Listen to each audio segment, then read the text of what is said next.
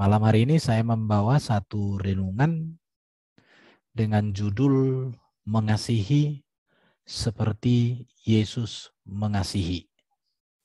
Terambil dari Yohanes 15 ayat 12 sampai dengan ayat 15. Saya bacakan demikian bunyi firman Tuhan. Inilah perintahku, yaitu supaya kamu saling mengasihi seperti aku telah mengasihi kamu. Tidak ada kasih yang lebih besar daripada kasih seorang yang memberikan nyawanya untuk sahabat-sahabatnya. Kamu adalah sahabatku, jikalau kamu berbuat apa yang kuperintahkan kepadamu. Aku tidak menyebut kamu lagi hamba, sebab hamba tidak tahu apa yang diperbuat oleh tuannya. Tetapi aku menyebut kamu sahabat, karena aku telah memberitahukan kepada kamu segala sesuatu yang telah kudengar dari Bapakku.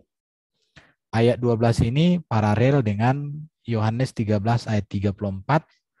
Dikatakan, aku memberi perintah baru kepadamu, yaitu supaya kamu saling mengasihi. Sama seperti aku telah mengasihi kamu, demikian pula kamu harus saling mengasihi.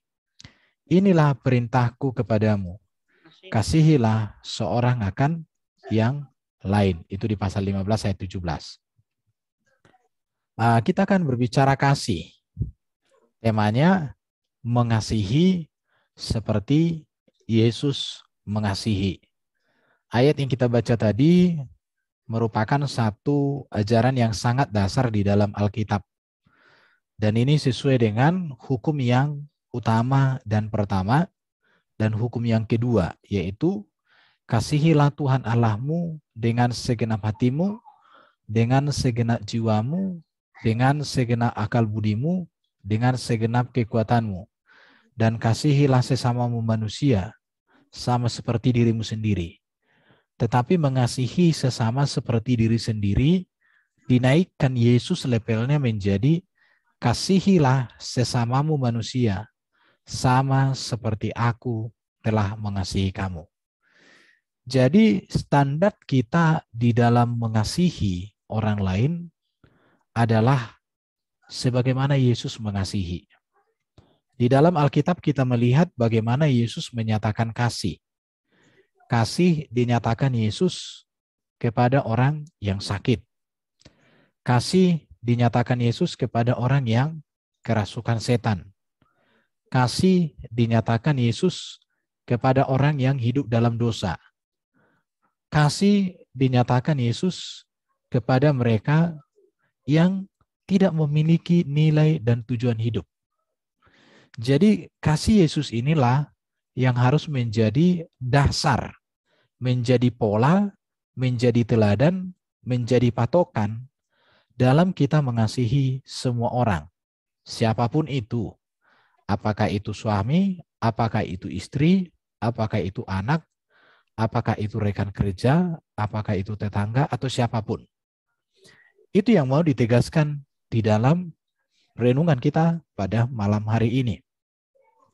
Sekarang bagaimana teladan Yesus di dalam mengasihi? Apa yang harus kita lakukan atau bagaimana Yesus di dalam membangun kasih itu, di dalam menyatakan kasihnya itu?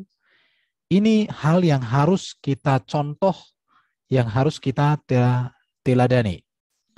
Yang pertama adalah membangun relasi yang positif. Kita lihat di dalam Lukas 6 ayat 13 dikatakan, ketika hari siang, ia memanggil murid-muridnya kepadanya, lalu memilih dari antara mereka 12 orang yang disebutnya rasul. Jadi kita tahu bahwa ketika kita melihat di sini tentang teladan Yesus dalam mengasihi adalah membangun relasi yang positif. Relasi yang positif itu sangat penting sekali. Maka dikatakan begini, membangun hubungan yang positif dengan Tuhan dan juga dengan sesama itu merupakan investasi hidup yang sangat berharga.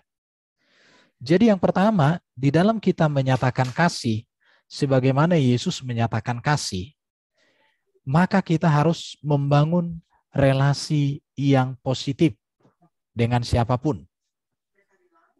Dengan pasangan kita, dengan keluarga, dengan tetangga, dengan rekan kerja. Bahkan kita harus mampu membangun relasi yang positif, bahkan termasuk kepada orang yang tidak suka dengan kita. Kepada orang yang menjadikan kita sebagai orang yang paling dibenci. Di dalam membangun relasi ini yang harus kita tingkatkan. Relasi itu artinya hubungan. Artinya bahwa orang lain itu memiliki tempat di hati kita. Itu namanya relasi yang positif. Siapapun mereka, apapun keadaannya, bagaimanapun kondisi dan sikapnya, tapi dia punya tempat di hati kita. Kalau dia sudah tidak ada tempat di hati kita, kita tentu tidak bisa membangun relasi. Karena dikatakan di dalam surat Yohanes ya, membenci itu sama dengan membunuh. Saya pernah berpikir, mengapa membenci itu sama dengan membunuh? Rupanya begini ya, ketika kita sudah membenci seseorang, maka seseorang itu sama seperti orang mati bagi kita. Dan saya pikir tepat. Jadi ketika kita membenci seseorang, kita tidak suka melihat wajahnya. Kita tidak suka mendengar namanya. Kita tidak suka mendengar yang namanya suaranya. Sampai begitu kalau membenci. Maka dikatakan di dalam Alkitab, membenci sama dengan membunuh. Artinya ketika kita menaruh benci kepada seseorang, maka seseorang itu sudah kita anggap tidak ada lagi. Maka kita akan membangun sebuah tembok, artinya tidak ada relasi, tidak ada komunikasi. Tetapi kita melihat bagaimana Yesus di dalam menyatakan kasih. Yesus itu selalu membangun relasi yang positif dengan semua orang, termasuk dengan para murid-muridnya. Yang namanya relasi di sini adalah itu satu hubungan yang terbangun secara kontinu, terus menerus. Makanya Yesus membangun relasi dengan murid-muridnya itu kan terus menerus. Selama Yesus hidup di dunia ini, maka waktu yang paling banyak dihabiskan Yesus adalah untuk murid-muridnya, untuk jiwa-jiwa yang dilayaninya. Itu yang harus terjadi. Jadi relasi ini juga berkaitan dengan artinya rekonsiliasi kalau kita ya. Ketika ada gap atau ketika ada perbedaan pendapat, jangan perbedaan pendapat atau sesuatu yang janggal itu membuat kita menjadi menghindar atau membuat kita membangun tembok. Apakah tembok kecil atau tembok apapun. Tetapi itu harus kita robohkan, kemudian kita bangun relasi. Relasi itu sangat penting dan itu menjadi sesuatu yang sangat bernilai. Makanya tadi saya katakan membangun relasi dengan Tuhan, relasi yang positif dengan Tuhan dan sesama merupakan investasi hidup yang sangat berharga. Nah, itu yang pertama. Yang kedua, teladan Yesus dalam mengasihi sebagai dasar kita di dalam mengasihi semua orang adalah rupanya kasih itu adalah dinyatakan dalam tindakan. Jadi kasih itu bukan kata-kata. Kasih itu bukan sekedar konsep. Kasih itu bukan sekedar pemahaman. Kasih itu bukan sekedar pengertian. Bukan sekedar pengetahuan. Tetapi kasih itu adalah bagaimana kasih itu dinyatakan dalam tindakan. Dalam Yohanes 3:16 dikatakan, karena begitu besar kasih Allah akan dunia ini, sehingga ia telah mengaruniakan anaknya yang tunggal, supaya setiap orang yang percaya kepadanya tidak binasa, melainkan beroleh hidup yang kekal. Jadi dari ayat ini sangat jelas terkonfirmasi bahwa kasih itu adalah dinyatakan dalam sebuah tindakan. Seringkali kan orang mengatakan aku mengasihinya, tapi tindakannya berbeda. Itu namanya bukan kasih, tapi kata-kata kasih. Kata kasih itu, ya itu tidak benar ya. Maka dikatakan manis di bibir, merangkai kata. Nah itu ya, tapi nggak usah nyanyi. Jadi kalau kata-kata yang manis, tapi tidak ada tindakan, itu tidak relevan. Bahkan tindakan kasih di sini kita melihat di dalam teks yang kita baca itu, tidak ada kasih yang lebih besar daripada kasih seorang yang memberikan nyawanya untuk sahabat-sahabatnya. Kamu adalah sahabatku. Jadi kasih itu adalah Allah memberikan anaknya, firman yang hadir menjadi manusia. Untuk seluruh kasih Allah dinyatakan, dituangkan kepada kehadiran, kepada inkarnasi firman itu. Maka di sini kita harus menyatakan kasih. Jadi kita harus menyatakan kasih kita kepada semua orang. Ya, kasih kita kepada pasangan, kasih kita kepada anak, kasih kita kepada karyawan, kasih kita kepada semua orang, harus dinyatakan. Dan kasih yang diajarkan oleh Yesus ini, tidak ada kasih yang lebih besar daripada kasih seorang yang memberikan nyawa untuk sahabat-sahabatnya. Kita perlu belajar. Di sini ada ada dua contoh yang akan saya tunjukkan. Oh ya, wujud kasih dalam tindakan seperti ini. Dengan berbicara melalui kata-kata, itu juga kasih ya. Artinya dengan berbicara melalui kata-kata itu bagus. Ya, karena kata-kata itu bisa membangkitkan iman, membangkitkan pengharapan, bahkan itu juga bisa menerima orang kembali, baru dengan berkorban. Ya, jadi kita bisa memberi tanpa kasih, bisa. Tetapi kita tidak bisa mengasihi tanpa memberi. Ya, jadi kita lihat juga seperti orang Samaria yang baik hati. Orang Samaria yang baik hati itu ketika dia memberi, dia tidak hanya memberi, tetapi dia memberi dengan benar, dengan tepat. Kenapa?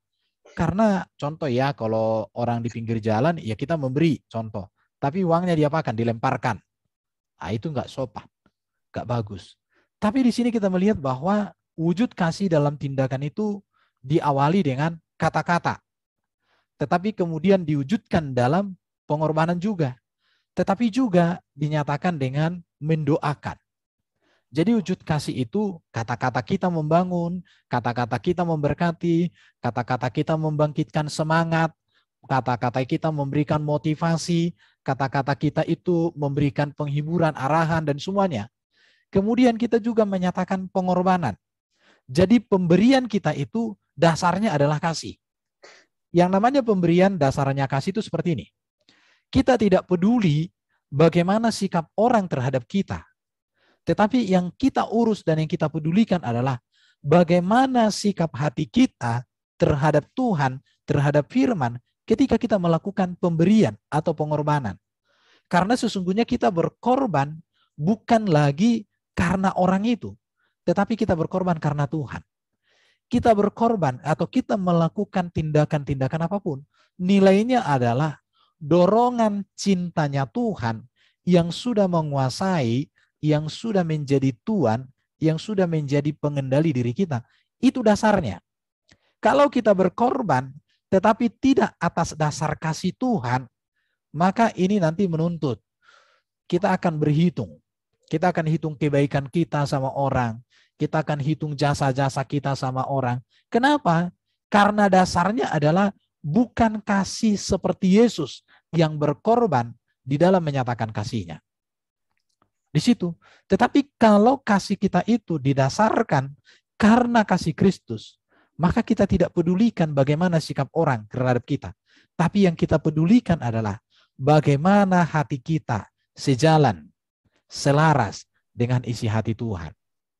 Kadang juga memang secara manusiawi ketika kita berkorban kepada seseorang tapi salah digunakan atau tidak menghargai semuanya, kadang hati kecil itu kayak gimana gitu. Tetapi Yesus mengajarkan kita bahwa kasih itu adalah kasih seperti apa yang sudah dilakukannya. Dan itu yang ditegaskan Yesus. Makanya di dalam Yohanes 13:34 tadi dikatakan, aku memberi perintah baru kepada kamu, yaitu supaya kamu saling mengasihi, sama seperti aku telah mengasihi kamu, demikian pula kamu harus saling mengasihi. Sebenarnya seluruh orang percaya harus menjadikan kasih Yesus itu sebagai dasar dalam segala tindakan. Baru dengan mendoakan. Kita melihat ya kasih Yesus di dalam Yohanes 17 itu merupakan doa Yesus yang luar biasa. Mendoakan para murid-murid ya. Yesus juga berdoa untuk Petrus dalam penampian. Baru Paulus juga dalam surat-suratnya. Makanya kalau kita baca surat Paulus, selalu berdoa. Aku bersyukur kepada Allah dalam setiap doaku, supaya engkau senantiasa diberkati, diberikan karunia, dan seterusnya. Ada 13 surat Paulus, 14, 13 kita katakan di dalam Alkitab, 14 lah. Karena Ibrani pun banyak mengatakan itu surat Paulus. Mengatakan bahwa di dalam setiap surat Paulus itu selalu diawali dengan doa.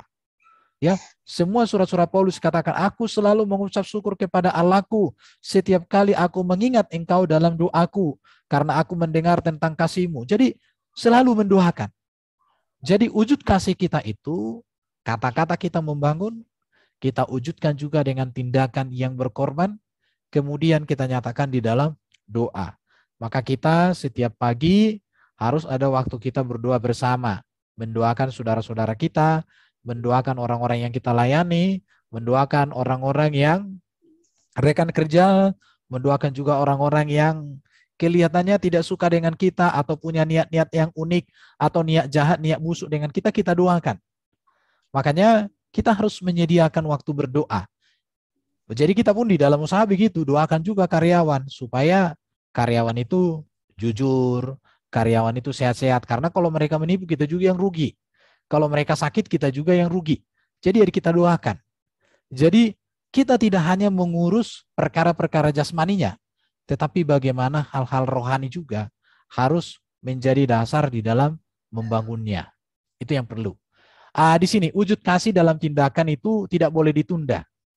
Mungkin kita pernah mendengar, kalau yang poin pertama ini kurasa banyak orang tahu ya. Ini kisah Taj Mahal yang ada di India. Ya. Taj Mahal di India ini katanya ini ceritanya ini dibangun seorang kaisar Shah Jahan. Di mana dia baru menikah sekitar beberapa tahun dengan istrinya, kemudian istrinya itu meninggal. Ya. Jadi Taj Mahal ini dibangun oleh Kaisar Shah Jahan untuk istrinya yang namanya Mumtaz Mahal. Sampai namanya pun jadi nama istrinya. Tetapi mereka baru menikah beberapa saat, istrinya meninggal dan dia sangat mencintainya. Taj Mahal ini pembangunannya selama 22 tahun. Dan ada kubah besar tingginya 73 meter dengan luas 22,4 hektar. Luas sekali. Ya. Baru ada menara dari marmer putih. Yang lain itu 43 jenis batu berharga, batu lapis lazuri, batu giok, batu permata termasuk berlian, batu jet, kristal, topas, nilam. Satu pun belum pernah aku lihat ini. Cuma aku baca aja ya. Mudah-mudahan suatu saat kita lihat di sana atau kita miliki juga boleh. Baru yang mengerjakan Taj Mahal ini 2.000 tukang. Bahkan untuk mengangkut batu-batu atau kayu, semua peralatan itu menggunakan 1.000 gajah. Ini tahun 1621. Jadi waktu itu kayaknya belum ada kayak bulldozer, belum ada tronton. Jadi masih pakai gajah. Dan arsiteknya itu dari mancanegara. Dari India, dari Persia, dari Kaisaran Ottoman di Turki, hingga orang-orang Eropa. Dan ini dikenal dengan istilah saksi bisu, kisah cinta abadi dari India. Jadi Taj Mahal ini, karena dia saking cintanya kepada istrinya, tetapi istrinya sudah meninggal, maka untuk mengenang istrinya itu, maka dia wujudkan cinta kasihnya itu dalam bentuk bangunan yang sangat megah. Namanya bangunan Taj Mahal. Tetapi ada juga kisah yang kedua, itu dibangun namanya Istana Kasaloma. Ini ada di Toronto, Kanada. Ini didirikan oleh Sir Henry Milpelat, seorang pengusaha sukses di masa Edison temukan lampu. Jadi waktu Thomas Alva Edison temukan lampu, dia ini hidup sejaman dengannya. Ini Istana Kasona ini dibangun tahun 1911, 1914. Dan dia dibantu oleh E.J. Lennox, seorang arsitek dengan 300 pekerja. Dibangun ini untuk istrinya. Jadi kisah Taj Mahal ini dibangun untuk istrinya, tapi dinyatakan cintanya kepada istrinya yang meninggal. Tetapi kalau Istana Kasaloma ini dibangun ini untuk istrinya, namanya Lady Mary Pelat, di mana istrinya ini adalah seorang yang cacat. Dalam ceritanya, dia baru menikah beberapa saat dengan istrinya. Istrinya itu kena penyakit dan lumpuh. Jadi dia membangun istana ini untuk istrinya yang mengalami cacat. Dan konsep bangunan ini banyak selasar karena istrinya pakai kursi roda. Jadi di dalam bangunan itu banyak selasar atau jalan untuk kursi roda. Supaya istrinya bisa kemana-mana, begitu ya. Baru dikatakan di dalam bangunan ini ada perpus 10.000 buku judul. Supaya ada pekerjaan istrinya membaca buku. Baru ada 40 pelayan yang disiapkan untuk melayani istrinya. Ada elevator. Baru 59 sambungan telepon. Jadi hampir semua ruangan lah ada sambungan telepon. Supaya nanti kalau istrinya mau telepon atau butuh apa-apa, segera bisa dihubungi. Ada 22 perapian. Dikatakan tujuannya apa? Supaya istrinya di ruangan manapun berada selalu hangat. Dan tingginya ini 180 kaki atau 54,9 meter. Baru ada namanya kamar ladu seluas 3.000 kaki atau 915 meter. Dan ada kebun bunga dari mancanegara. Semua ini dibuat oleh Sir Harry Mills Pelat ini untuk istrinya yang sakit. Kita lihat di sini ya. Jadi inilah bangunan Taj Mahal itu. Bangunannya sangat megah, sangat bagus. Katanya di sini biasanya orang foto-foto prawedding. Jadi nanti kalau ada anak atau cucu mau foto prewedding bisa ke sini ya. Karena ini bagus sekali, tapi biayanya mahal. Ini tamannya sangat bagus sekali. Ini dibangun dia untuk, dan ini ada kuburan dia sama kuburan istrinya. Jadi ini dibangun untuk istrinya yang sudah meninggal. Jadi banyak orang di sini datang berkunjung, katanya per bulan itu bisa 40.000 orang berkunjung ke sini. Per hari atau apa? Saya lupa. Pokoknya banyaklah, ribuan orang per hari, 40.000 berkunjung dari negara manapun berdatanglah ke sini. Karena ini sudah terkenal di mana-mana. Ini bangunan Taj Mahal. Baru inilah istana Kasalova itu tadi. Ya, ini istananya yang dibangun untuk istrinya yang sedang sakit.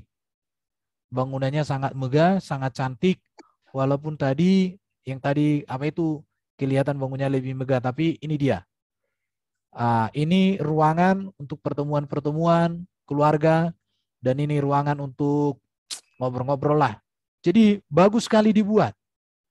Jadi bangunan Taj Mahal dengan Kasaloma ini adalah sama-sama merupakan ungkapan cinta yang sangat dalam oleh seorang suami kepada istrinya. Ini namanya cinta kasih. Tetapi yang membedakan apa? Yang membedakan di sini, kalau Taj Mahal ini dibangun setelah istrinya meninggal. Tapi kalau Kasaloma ini dibangun sementara istrinya masih hidup. Mama Kailen, ada Mama Kailen? Mama Kailen? Ya, Mang Boru. Mau pilih yang mana? Taj Mahal atau Kasaloma? Kasaloma lah, masih bisa dinikmati. Itu dia ya. Jadi artinya mari kita nyatakan cinta kasih kepada siapapun selama hidup. Kalau sudah mati nggak ada lagi gunanya. Itu jadi Mama Kailen, Bapak Kailen dengarkan itu ya. Iya, jadi katanya lebih bagus daripada nanti kalau kau mati, saya bangunkan nanti kuburan harganya 500 juta. Daripada nanti dibangun waduh mati, bangun kuburannya 500 juta, lebih bagus lah waktu hidup ini dikasih 500 juta. Setuju Mama Kailen ya? Setuju, Mang Boru. Itu ya. Jadi inilah lagunya Somar Lapatan Marebas Marjoket. Itu yang pertama, Molodung Mate. Jadi kasih itu dinyatakan waktu hidup. Maka orang Kristen kasihnya tidak boleh merdomu di Tanorara. Artinya udah ketemu di dunia orang mati saja. Atau ketemu di kuburan. Emang bisa ketemu di kuburan? Inilah cinta kasih. Cinta kasih kita harus nyatakan selama masih hidup. Jangan kalau sudah mati. Kalau sudah mati, sebesar apapun cinta kasih itu nggak ada lagi gunanya. Makanya kita harus mengasihi orang yang masih hidup. Kalau sudah mati, sudah urusannya dengan Tuhan. Yang ketiga, teladan Yesus dalam mengasihi apa? Mengampuni orang yang bersalah. Ya, jadi mengampuni orang yang bersalah itu harus. Kita pernah bersalah sama orang lain juga pernah bersalah kepada kita. Artinya, kita adalah manusia-manusia yang punya kesalahan atau mungkin barangkali banyak kesalahan. Tapi kita harus mampu mengampuni. Mengampuni itu adalah dasar seseorang untuk mengalami pemulihan. Kalau seseorang tidak mampu mengampuni kesalahan orang lain, dia akan mengalami namanya bisa sakit penyakit, bisa sakit rohani, bisa persoalan-persoalan lainnya. Makanya pengampunan itu artinya mendamaikan. Dan ini yang dikerjakan oleh Yesus. Dia mengampuni orang yang bersalah kepadanya. Yohanes 21 ayat 15, sesudah sarapan Yesus berkata kepada Simon Petrus. Setelah Yesus bangkit ini, Petrus ini kan menyangkal Yesus 3 kali. Simon anak Yohanes, apakah engkau mengasihi aku lebih daripada mereka ini? Jawab Petrus kepadanya, benar Tuhan, engkau tahu bahwa aku mengasihi engkau. Kata Yesus kepadanya, gembalakanlah domba-dombaku. Petrus pernah menyangkal Yesus 3 kali, aku nggak kenal, nggak tahu aku. Tapi apa yang dikatakan oleh Yesus? Apakah engkau mengasihi aku? Artinya, Yesus mengampuni orang yang bersalah. Bahkan ketika Yesus disalib, apa yang dikatakan Yesus? Bapa, ampunilah mereka. Mereka tidak tahu apa yang mereka perbuat. Kita orang yang pernah melakukan kesalahan terhadap orang lain, maka kita harus meminta ampun. Orang lain juga melakukan kesalahan kepada kita. Barangkali itu melukai, itu mungkin mengecewakan. Sepertinya kita kayak ditusuk dari belakang atau ditusuk dari samping, entahlah. Tapi harus melepaskan yang namanya pengampunan. Yesus sudah mengampuni kita, maka pengampunan Yesus itulah menjadi dasar untuk kita mengampuni siapapun.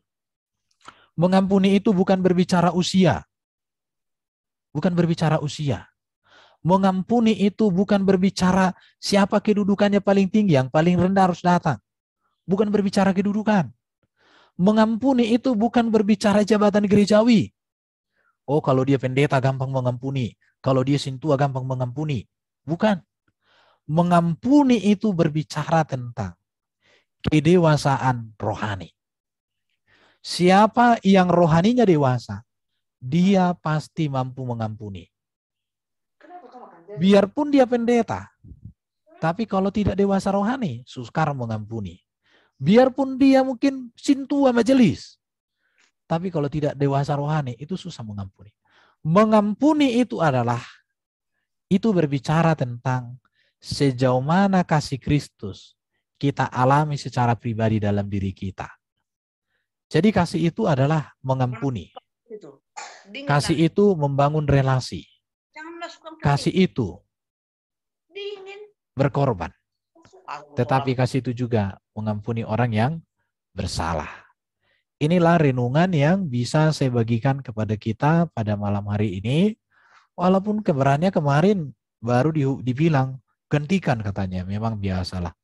Tapi puji Tuhan, apa yang saya sampaikan ini sangat memberkati saya, dan saya rindu kita memiliki kasih Kristus dalam diri kita tiap-tiap hari, dalam bidang apapun yang menjadi tugas kita.